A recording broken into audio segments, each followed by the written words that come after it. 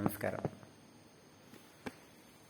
ജ്ഞാനതളം 20 കാനഡയിലെ മോൺട്രിയൽ ആശ്രമത്തിൽ വെച്ചാണ് 1995 ഒക്ടോബർ 24 ഗുരുജി ഈ ജ്ഞാനം പറഞ്ഞു തന്നത്. ഇന്നലെ പറഞ്ഞത് നിങ്ങൾ ആരാണ്, ശിഷ്യനാണോ അതോ സഖാവാണോ എന്നാണ്.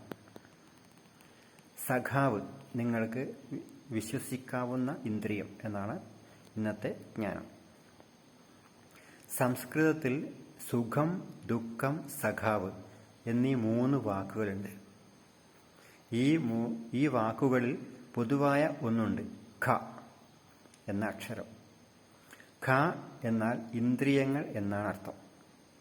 ഇന്ദ്രിയങ്ങളുടെ ആത്മാവ് ലോകത്തെ അനുഭവിക്കുന്നു.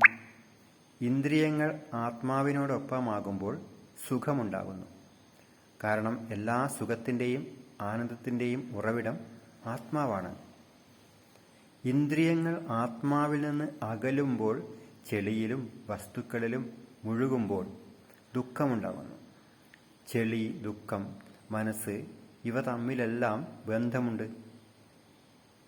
ഇന്ദ്രിയങ്ങൾ സുഖത്തിൻ്റെ പിന്നാലെ, ലോകത്തിൻ്റെ പിന്നാലെ പോകുമ്പോൾ ദുഃഖമുണ്ടാകുന്നു. ഇന്ദ്രിയങ്ങൾ ആത്മാവോടൊപ്പമിരിക്കുമ്പോൾ സുഖവും ഉണ്ടാകുന്നു. സുഖം ആത്മാവിൻ്റെ സ്വഭാവമാണ്. ഇന്ദ്രിയ വസ്തുക്കൾ നിങ്ങളെ ആത്മാവിലേക്ക് തന്നെ തിരിച്ചു കൊണ്ടുപോകും. ഹൃദ്യമായ അനുഭവങ്ങൾ ഉണ്ടാകുമ്പോൾ നിങ്ങൾ കണ്ണുകൾ അടയ്ക്കുന്നു. ഭംഗിയുള്ള ഒരു പൂവ് വാസനിക്കുമ്പോഴോ, എന്തെങ്കിലും രുചിക്കുമ്പോഴോ, സ്പർശിക്കുമ്പോഴോ ഒക്കെ സുഖം നിങ്ങളെ ആത്മാവിലേക്ക് എത്തിക്കുന്നു. ദുഃഖമാകട്ടെ നിങ്ങളെ ആത്മാവിൽ നിന്ന് അകലേക്ക് കൊണ്ടുപോകുന്നു.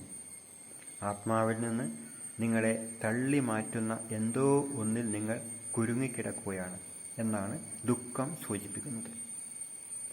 സുഖത്തിലും ദുഃഖത്തിലും ഒരുപോലെ സന്തത സഹചാരിയാകുന്ന സുഹൃത്താണ് സഖാവ്. ജ്ഞാനം നിങ്ങളുടെ സുഹൃത്താണ്. ജ്ഞാനത്തിൻ്റെ മൂർത്തിമത് ഭാവമാണ് ഗുരു. നിങ്ങൾ ഏതെങ്കിലും ലൗകിക വസ്തുവിൽ കുരുങ്ങിക്കിടക്കുമ്പോൾ അദ്ദേഹത്തിൻ്റെ ജ്ഞാനം നിങ്ങളെ അതിൽ നിന്ന് വലിച്ചെടുത്ത് ആത്മാവിലേക്ക് നയിക്കുന്നു. സഖാ എന്നതിന് അദ്ദേഹം ഇന്ദ്രിയങ്ങളാണ് എന്ന അർത്ഥം കൂടിയുണ്ട്. നിങ്ങളുടെ ഇന്ദ്രിയമായി മാറിയ ആളാണ് സഖാവ്. അദ്ദേഹത്തിൽ നിന്ന് നിങ്ങൾക്ക് ജ്ഞാനം ലഭിക്കുന്നു എന്നാണ് ഇതിനർത്ഥം. അദ്ദേഹം നിങ്ങളുടെ 6ാം ഇന്ദ്രിയമാണ്. സ്വന്തം മനസ്സിനെ വിശ്വസിക്കുന്നത് പോലെ നിങ്ങൾ അദ്ദേഹത്തെയും വിശ്വസിക്കുന്നു. ഒരു സുഹൃത്തിന് ഇന്ദ്രിയവേദ്യമായ വസ്തുവാകാനേ കഴിയൂ. സഖാവാകട്ടെ നിങ്ങളുടെ ഇന്ദ്രിയമായി തീർന്നിരിക്കുന്നു. അദ്ദേഹം എൻ്റെ ഇന്ദ്രിയങ്ങളാണ്. അദ്ദേഹത്തിൻ്റെ ജ്ഞാനത്തിലൂടെയാണ് ഞാൻ ഈ ലോകത്തെ കാണുന്നത് എന്നാണ് സഖാവ് എന്ന പദത്തിൻ്റെ അർത്ഥം.